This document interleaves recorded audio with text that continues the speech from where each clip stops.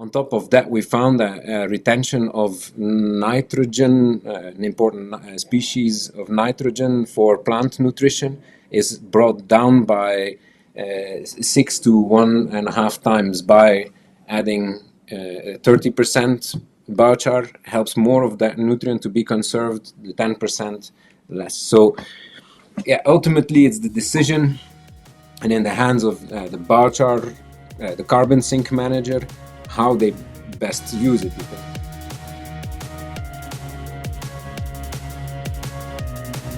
Welcome to Carbon Conversations, a podcast by Biochar Life, where we explore the cutting edge of environmental solutions.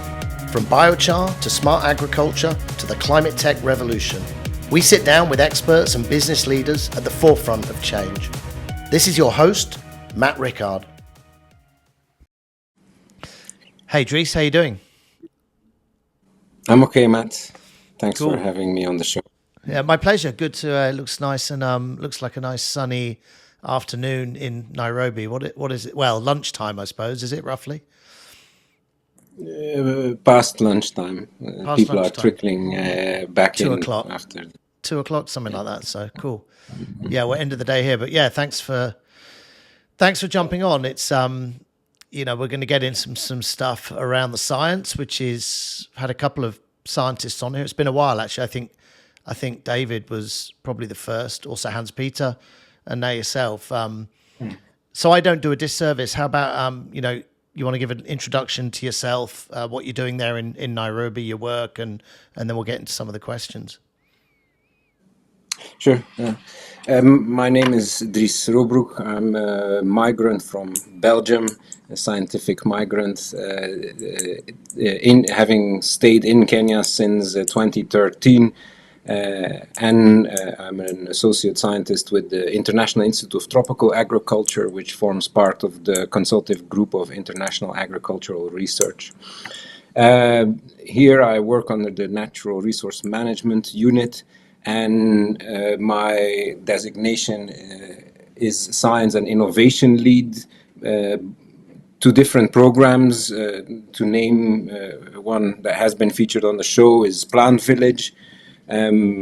Probably familiar with some of the audience, and I also engage and manage and lead feasibility studies on industrial gasification systems, as well as scoping studies for biochar, but also enhanced rock weathering and other circular farming practices. Cool. I mean, let's dig into some of the science. I mean, it's no secret there is a lot of science in our work and across the whole of this sector. It kind of, I would say, is the bedrock or the cornerstone, whatever you want to call it, to everything we do. Essentially, I mean, everything is built on top of science. But for the audience perspective, give us some idea of how scientific research enhances sustainability in agriculture, particularly in the regions you're working there in East Africa. Mm-hmm. Yeah, they are quintessential and have delivered major yield gains across small-scale farming systems of sub-Saharan Africa. There are several numbers. I think how improved varieties have led to yield increases, say for cassava of more than 30%. Site-specific fertilizer research and tools to enable farmers to make the right decisions on what to apply when, investment, guidance, both for individuals as governments, have a proven record of delivering the impact that is required, albeit maybe slow, and they're working in dynamic environments is different, say, from archaeology or paleoecology, which I like to read on. The novel discoveries are being made while evidence has been frozen in time. Right? If you look back at the past, you can't change what happened, but how to understand it getting a true understanding of what occurred then, still moves. So same for agricultural research, but then of course being confronted with the most recent was a fertilizer price surge that puts strain on farmers, and ever more frequent and intensifying climate shocks, be it too much rain, too little rain, heat. So in that respect, research is kind of having to reinvent itself. But that's the role of science, to actually be forward-looking, be kind of the pianist, or the bearer of good and bad news. So and making sure you come with a well-founded proposition, and test it in field, and build consensus both within the science community, because that's science is never just a single theorem that is then it has to be like even the great Einstein's theories are still being tested, first theory, then in practice through empirical research. So there is the role of science. How is the just on that note, I mean, you kind of prompted a question in my mind then. What is the level of collaboration like within the community, the scientific community around agriculture? I know Plant Village, for example, is a research lab, and a lot of the work that's done there is to create big data sets for scientists to be able to access, right, over time. What is the collaboration like for someone who's not inside the community? It's good to get a sense of just how important that is and how vast that kind of collaboration element is to the work you do. One scientist or one lab by itself cannot address a specific research question. They don't have the analytical capability, nor the budget, nor the staff. So science is inherently collaborative. There's also in terms of expertise,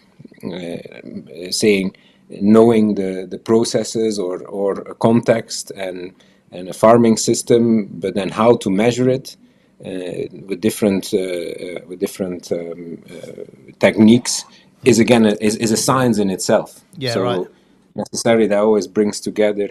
Then you also have agriculture is economics as well. So you have the biophysical part of the research and the natural science, but you also tread onto social sciences, being economy, being habits, behavioral science comes all into the mix, or comes all into the mix. Cool. I want to talk about this is probably the key thing I wanted to talk about, actually. This is why I wanted to get you on, and I think why people were asking me to, but was to talk about methane emissions. It's a big part of, I say a big part, we like to think it's not a big part in terms of how much there is, but it's a big topic, I should say, in terms of the work we do, in terms of the concerns which are warranted, because methane, just its impact and its negative impact. Before I get into even the questions, maybe, talking about methane and in the climate area, in terms of, biochar production and methane, can you name some of the primary sources of methane emissions in agriculture, maybe just to kind of go through it for our audience, which would help? Mm-hmm. Well, methane is constituting a very important part of the total emissions from agriculture. Between 40 and 70% of greenhouse gas emissions come from methane, which primarily is derived from livestock, both from gut as well as manure management. Yep. Second largest is flooded rice fields are another source of methane, and then The last is the dumping and burning of resources, which then directly connects with biochar production. Two of those I knew about. Flooded rice fields, did you say? So in terms of what rice fields in between, like rice fields in the middle of harvest, where they're taking on. So the production process of growing rice, you mean, right? When you're saying flooded rice fields. The soil actually, because the methane, the biological source of methane is bacteria. Yep. So both in livestock and rice paddies and in the soil there are bacteria that under flooded systems there's no oxygen. Yep. Then they shift from oxygen based metabolism to an anoxic metabolism that generates methane. Cool. Makes sense. That's why. So I suppose flipping it on its head, I know you've been doing a lot of research. This is a lot of the area you've been working in terms of the opportunity of biochar as something for mitigating methane. Can you talk to us, how does biochar contribute to reducing methane emissions, specifically in manure management? Mm-hmm.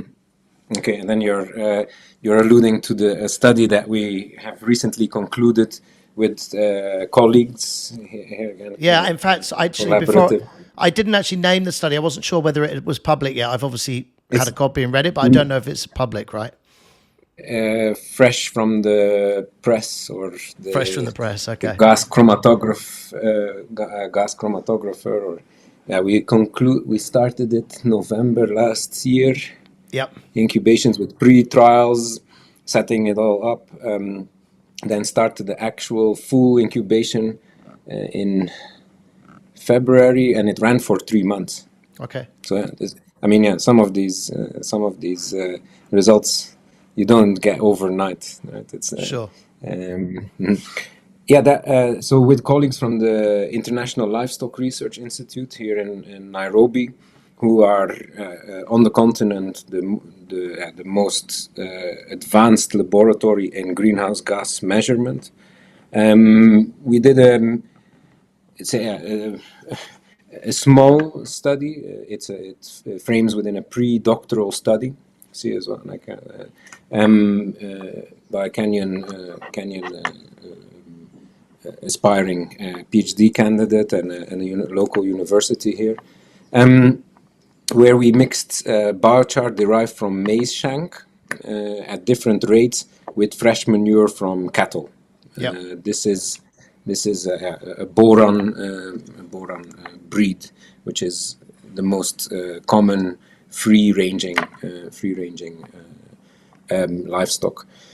And there we actually found that applying 10% biochar on the manure reduced the methane emissions and emission intensity. So the amount of methane you get per amount of manure, say, that was reduced by 44%.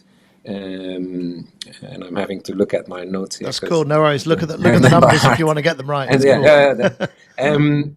Whereas if you then go up to 30% biochar mixing, your reduction is less. There we actually only get a 10% reduction in methane emission intensity. Processes involved is mainly what I was saying, water retention.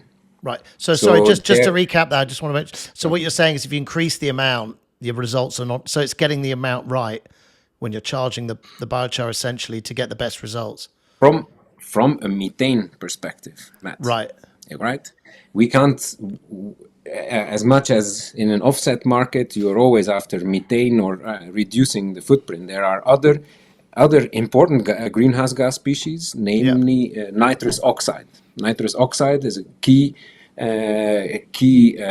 burden from agriculture and in livestock, which is 258 times more potent than CO2, whereas methane is 28 times more potent. So for every you need to say between methane and nitrous oxide, one molecule of nitrous oxide is nearly 10 times as bad as one molecule of methane. And these fluxes of N2O are much lower than methane, but still very important, substantial in the overall balance. And that's where we also found, looking it up, like, so at 30% biochar addition, we got actually the N2O emission was reduced by 50%, whereas at 10% biochar, it stayed nearly the same as the unamended manure. So the overall impact of biochar on greenhouse gas intensity, emission intensity of manure management needs to be considered. So, since it leads into and all this frames within compensating methane emission from biochar production, right? This is where the study was intended for, as well as, and I'll come back to that, nutrient conservation in manure. But beyond methane, you need to look at other species that are contributing to global warming. So that if you, science is never that straightforward, but there is somewhere a rate that can, it will all come down to resource availability of a farmer or a producer. The main key that we wanted to demonstrate, there are no increases in greenhouse gas emission by mixing biochar with manure. If anything, there's a reduction, right? On top of that, we found that retention of nitrogen, an important species of nitrogen for plant nutrition, is brought down by 6 to 1.5 times by adding 30% biochar. Helps more of that nutrient to be conserved, the 10% less. So, ultimately, it's the decision and in the hands of the biochar, the carbon sink manager, how they best use it. Because if you apply 30% biochar, you can treat less manure. So would it be better to work with 10%, have more methane abatement, but less N2O and less nitrogen retention? These things we haven't, those kind of scenarios we have not looked at. But I think in with this study and what I've also been sharing with Hans-Peter Smith, everyone in the sector, developing the standards, but also practitioners and industries that are applying it to open their visor or and their plane of sight. How do you call that in English? Sorry for my. That to other than compensating methane with trees, and there, Matt, very important, abating methane by or compensating emission of methane by direct abatement of methane. You can't. That's where you have direct control over it. A tree captures CO2, not methane, right? And again, by the time the tree grows and you have to then monitor it for an extended period of time, which does cost you quite some money, there is definite need and financial incentive ultimately to integrate methane mixing, biochar mixing with manure in an MRV system. Because it is easily to trace. Once you mix the biochar with the manure, the effect is already felt. So. Cool. I mean, just you touched on it there. Maybe we'll segue to it. But what opportunities for removals for the removal space are offered by biochar in manure management itself? Mm-hmm.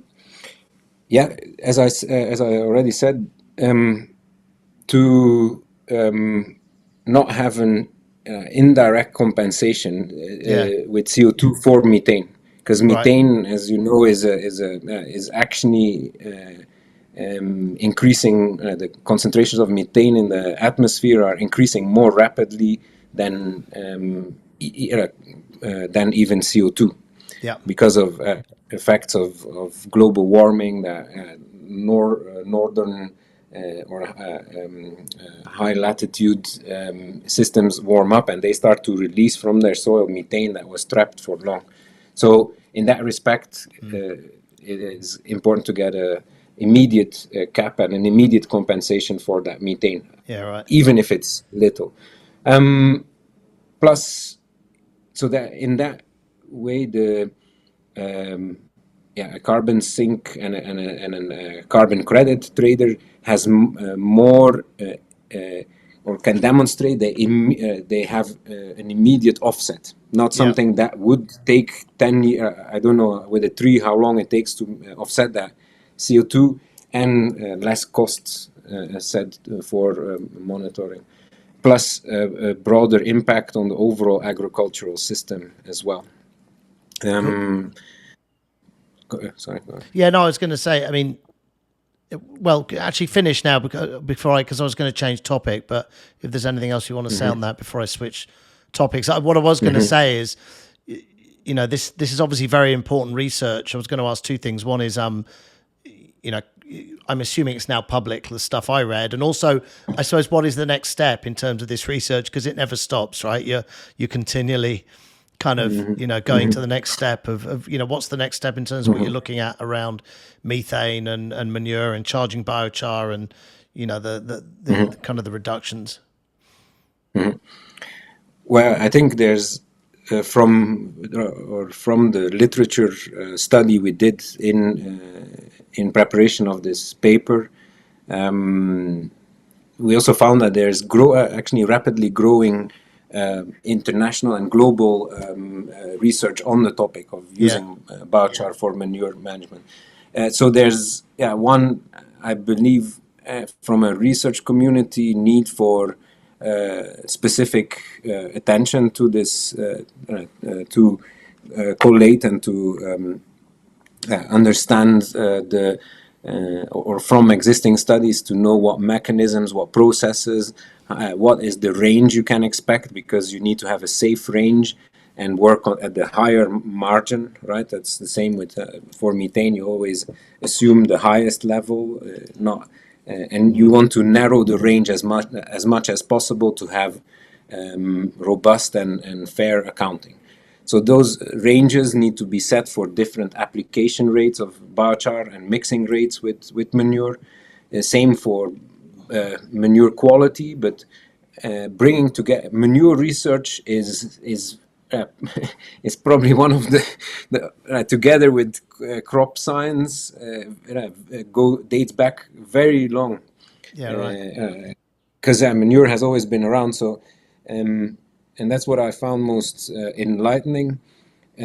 So all the the inner workings of a manure pile or the gut of a livestock. I mean, next to the human body, I think the body of a dairy cow or cows in general is probably one of the most researched, considering its complexity. So bring that together with emerging research around biochar, but also again necessarily the costs associated with biochar production. Where is the biochar produced? Where is the manure stored?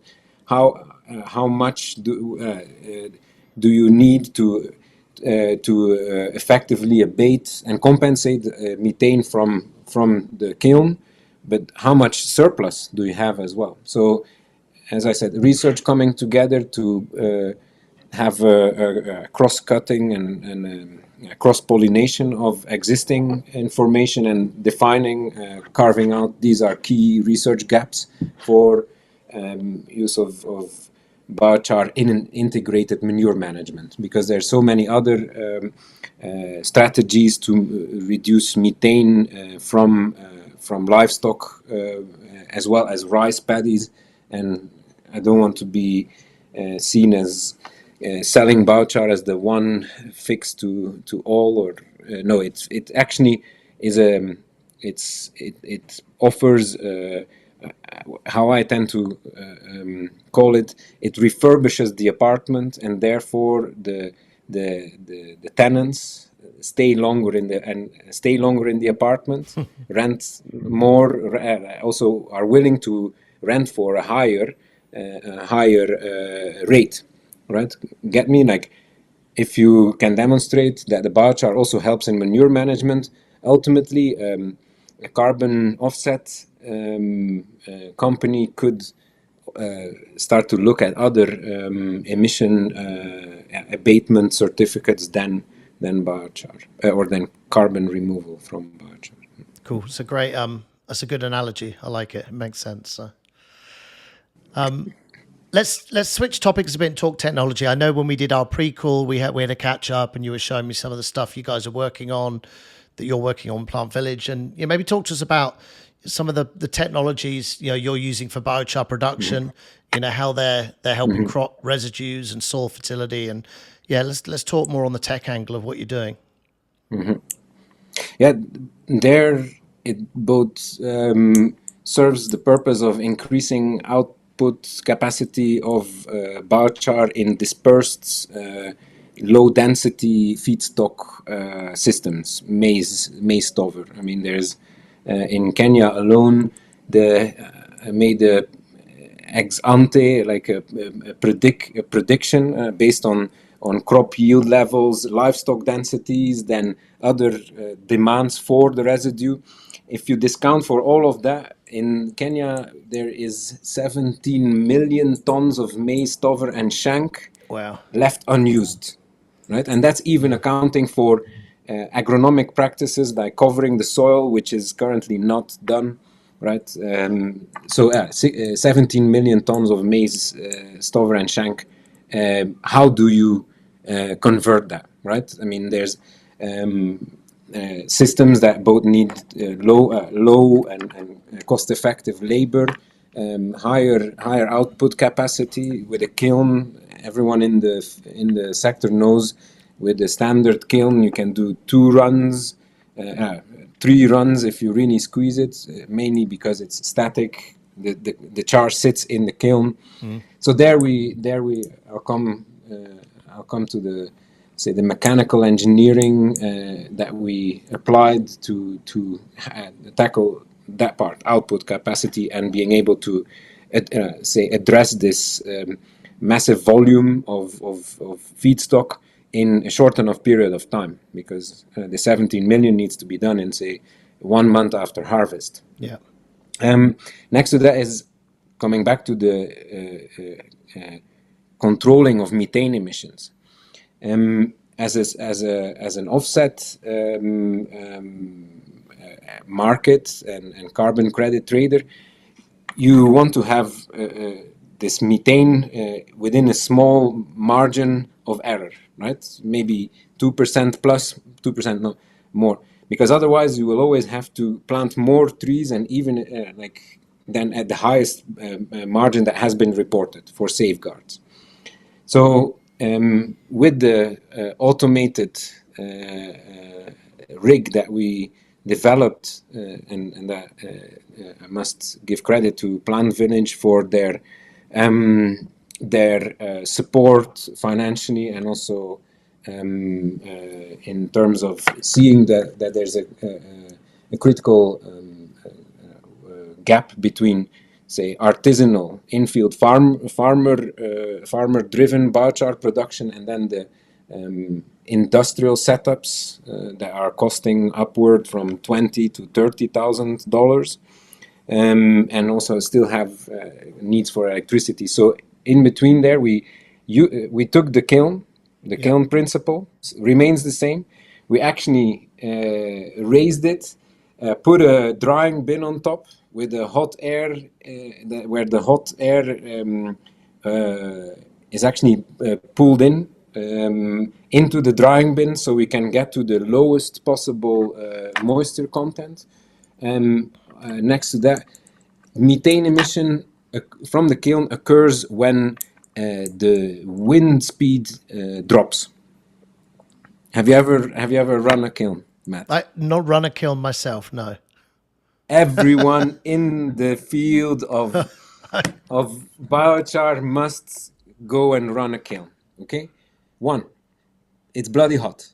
Yeah. Sorry for my. I mean, I've been around. I've stood next to a kiln And while smoke and so on. it's running. I've stood next to it. While it's running, and I haven't. probably they Yeah. did it at the best way they could when you were there. But still, when the flame goes down, and so when the wind speed, like wind controls flow of oxygen, and oxygen is required to get the flame curtain as big as possible.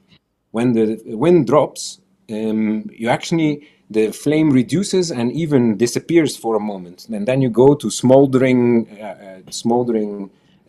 charcoal and stuff. And that's when the spike of methane emission occurs. Yep. Because the flame curtain not only blocks oxygen from entering deeper into your biochar and being turned into ash or lower quality biochar, no, it actually serves also as a barrier for methane to escape. So if methane arises below in the charring zone, it can't when it travels upward through the flame, it is combusted into CO2. So the key there is to maintain a steady flame and this is with through Plant Village and different people in the sphere. We have just last week we had a first meeting to look at sensors, sensors that can be used to track flame intensity. Yep. Because and relate that with actual methane measurements. So different to just heat, but intensity. So intensity versus heat. Well, again, there we are needing to look at how we measure and what is a critical flame curtain thickness, if I to put it simply, that avoids methane bursts from the kiln. And again, this is because it's all about having a good flame, and for that reason we did forced air passing over the kiln. Right? That's where we actually allow and where we saw a need for electrification. Again, a fan. It's a fan that is less than 1 kilowatt. Again, we are working here in Kenya with a mechanical engineer who has been in the field of drying. This was new to him, but we have made it to run entirely on less than 3 kilowatts electricity throughout, and still with mechanization, and having only one rig can quadruple the number of runs, the output, quadruple the output. We can go to 5 runs, full kilns per day. Yep. And that can run. So that's low enough electricity consumption. You can run it on a solar panel or on something that's on a solar panel distributed, so you can be off grid essentially, right? Yeah.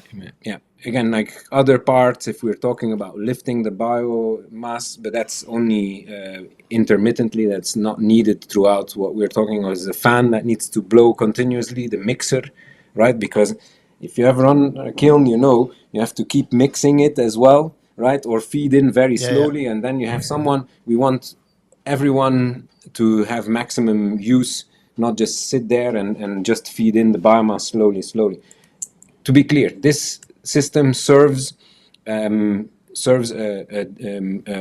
private commercial delivery model, right? Yep. For farmers or geographies or locations where it can be wheeled in, it can be dismantled within 15 minutes, put together again in 15 minutes, and it fits on a high-up truck, a recovery truck as well. Total cost of the system we are keeping down south from $8,000. That's our thing. Operated basically, with 2 people could operate 4 of these rigs because of the mechanization optimization. So you get higher output and a more consistent methane emission, and even lower because we use part of the heat to further dry the feedstock before it goes in. That's one. What are some of the biggest challenges you face when you're working through kind of designs like this? I mean, for me, the obvious one would seem to be funding, but maybe it isn't. I don't know. There's probably a lot of different barriers to market. Essentially, what are talk me through some of the challenges of working through designs and things like this. Again, the readiness for how you say, like, reaching into the pocket and explaining this, the need and the market segment for it, right? Yeah. Again, the system engineering that I just described and the ex ante upscaled assessment, the potential, actually go together very well, because then you see, okay, to address the 17 million tons of maize residue that is laying there for grabs, okay, we need parallel systems where farmers can do it by themselves, but we all know they're also restricted in time, how much they can actually turn over with the kiln, and there's still more than enough to have a third-party service delivery, and making sure that thereby you reach a price point for the biochar production that is still financially viable. Yeah, right. To be majorly repaid by carbon credits. And a nice example, we are now scheduled in November, December. The maize harvest is happening in the main and the highest maize producing belt of Kenya. That same area has the highest has intense livestock production, meaning in corrals, in confined dairy production. So ideal case for actually going as Plant Village or any other Carboneers biochar life to go there, offer the service to they valiantly admit that they burn the stover. Yeah, right. Right, and then they have access shanks that are not being sold, and they have the barn with, I don't know, probably 40 cattle in there with manure piling up. So it took 5 minutes, Matt, to explain what it is, what it can serve them, how much it cost. The question is, how much will it cost me? But then with field research on crops that we have done, we can already give a prognosis, an indication of how much more they will make at the end of the season. So ultimately that kind of sales pitch for is critical to bring farmers into and investors ultimately as well into it. And plus this a system that is less than $8,000 compared to one that is $20,000, it is less risky, right? Yeah. And it's more easy. It's something that can be moved, so it's not an asset that would be stranded, and then you need to find a new one. So all of these kind of aspects. If you ask me, funding, yes, but it's risk appetite and having the right first step for investors to actually venture into it, right? If you can have very low cost, but maybe not then convincing in terms of how much output you can achieve, because then if we want to really talk about millions and more, and then you have immediately the higher capital investment system, then becomes if you want to do 10 of those, you're already talking about 100 or 200,000 just capital. Imagine that doesn't fly. Yeah, that's too high of a risk, but we have to come together. And then last, the we call it the rig, and actually you could rig in analogy to the petroleum like extraction rigs, because it's a tower. But this would be then, I don't know, someone needs to come up with a nice catchy name for it, the reverse carbon pump rig. that one is now we are running hot commissioning tests with it, with a range of biomass. Tree bark, so which is secondary waste from timber yards, cassava stems, coffee husks. We're all looking at. So it's also built to accommodate nearly all. Also, the invasive tree species. Okay, must be all brought to 10 centimeter size. And then what we have almost signed off on with Plant Village is the design and engineering of a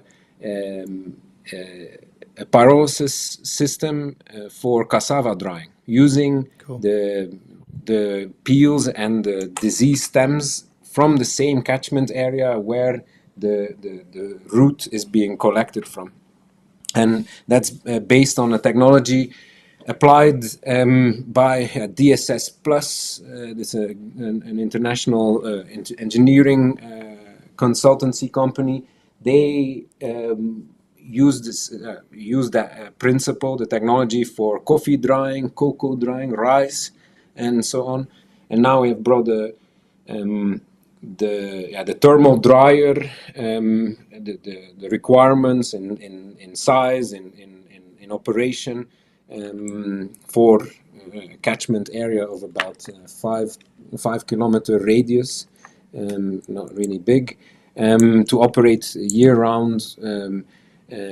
Dry cassava in half a day instead of 5 to 10 days, the same amount of cassava in half a day, and get 30% biochar recovery.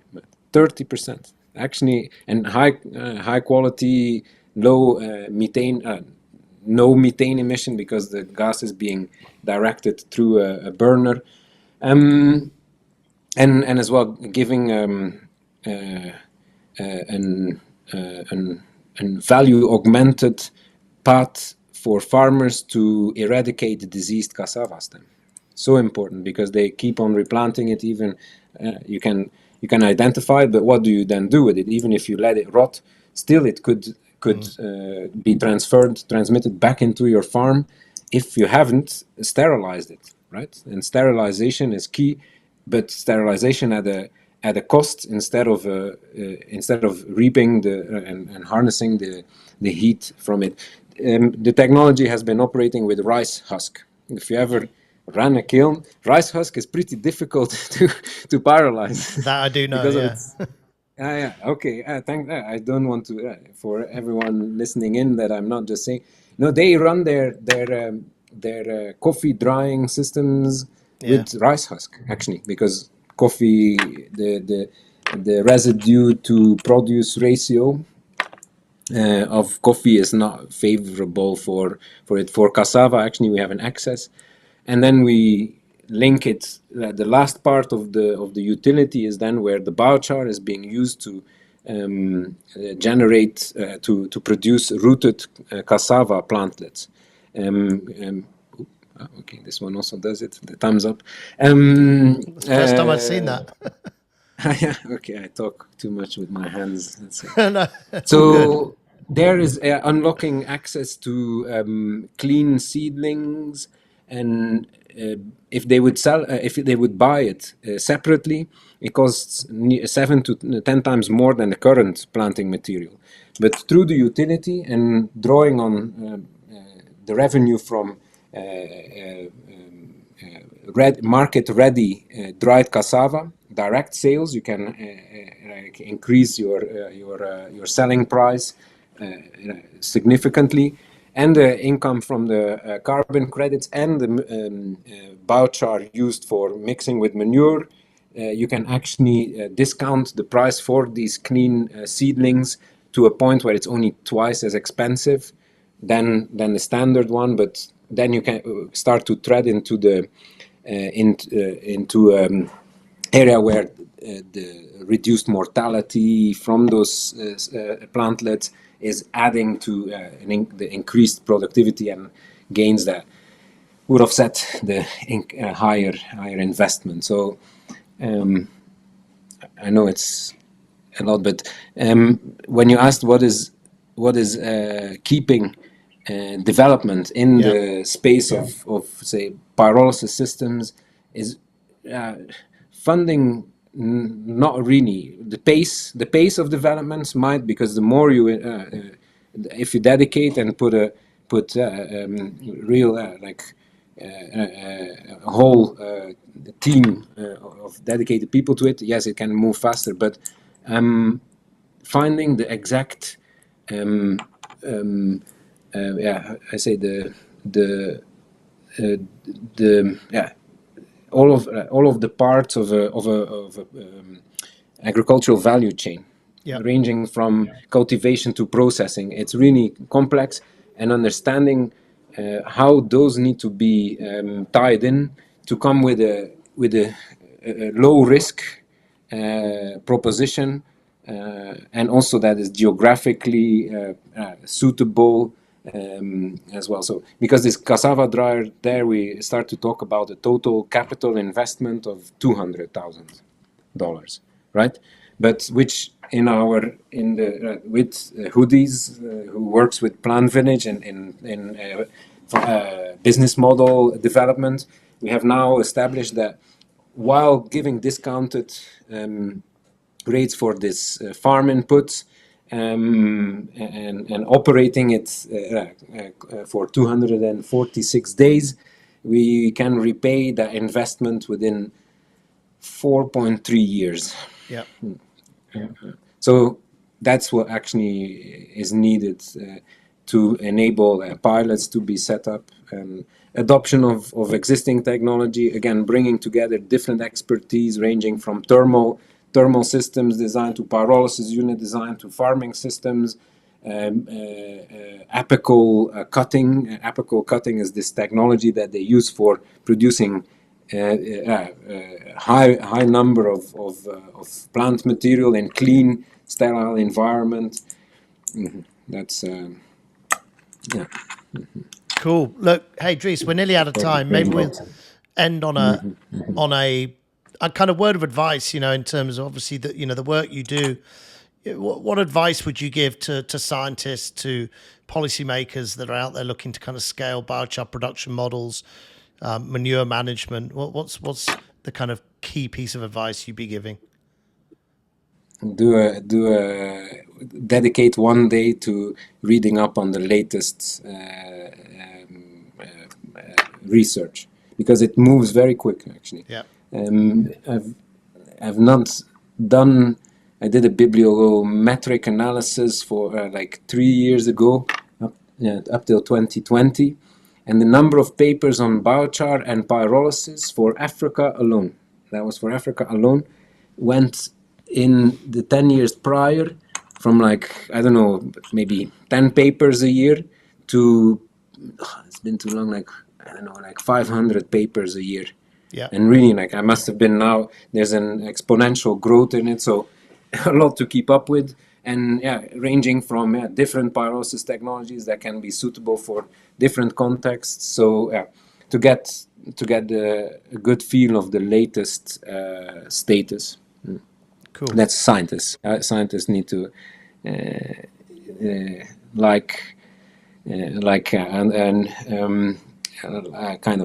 compiling and understanding where the current state of the art lies.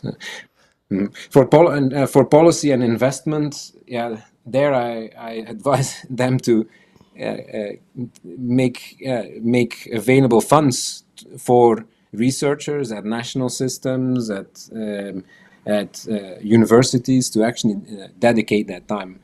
One day you can read up, but you can't compile it necessarily, or design a kind of research and development strategy for it. So there, I do believe it is high time, and it's past midnight, or how you call that, because how do I say? My research on biochar has long been seen as a bit of a responding to a fad. Yep. Which is why I'm here is because farmers have asked me, how can we produce more biochar, Matt? Okay, I can give you the phone number of a lead farmer who was doing demonstrations for us with composting, and that was with a cook stove, if you know the Yeah. gas fire cook stove, and the top lead updraft TLUD kiln. They saw the benefits from biochar, and they were asking more biochar. Now we have had a feasibility study in tea. So tea farmers are well off, right? They have had the opportunity to study and so on. They ask, if you explain them all the benefits of energy for their factory, well, upon seeing the biochar effects on their tea growth, how can we produce more biochar? So it is together with the energy entry point, very critical. It's why also in emission offset, we don't want to, we do want to harness the energy contained in biomass to avoid, to displace fuel wood use that is pervasive, even in industrial settings,